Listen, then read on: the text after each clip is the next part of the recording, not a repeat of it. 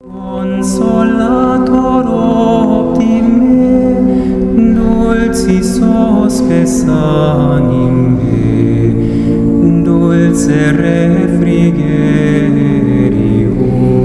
In labore requiem. Y ya que hemos comenzado a leer el capítulo 2, conviene mencionar que cada libro de la Biblia está dividido en capítulos y en versículos. Lo que muchos no saben es que esta división en capítulos y en versículos no es original de la Biblia.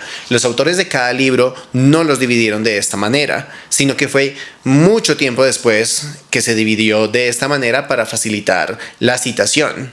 Y fue desde entonces, a partir de más o menos el siglo XIII, que aparecieron las divisiones en capítulos y en versículos. Sin embargo, parece ser que, al menos en Génesis, la división entre el capítulo 1 y el capítulo 2 a partir del versículo 4 sí parece corresponder con una división natural, ya que muy probablemente son dos relatos independientes que se compilaron en el mismo libro.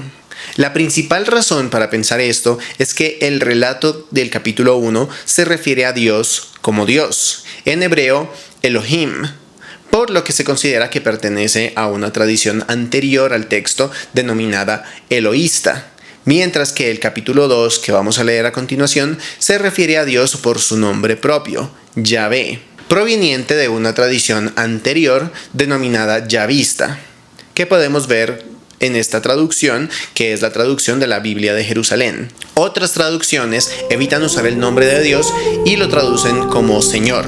Con esto en mente, lo que viene no es precisamente una continuación del relato, sino un segundo relato que narra de manera distinta la creación, especialmente la creación del ser humano.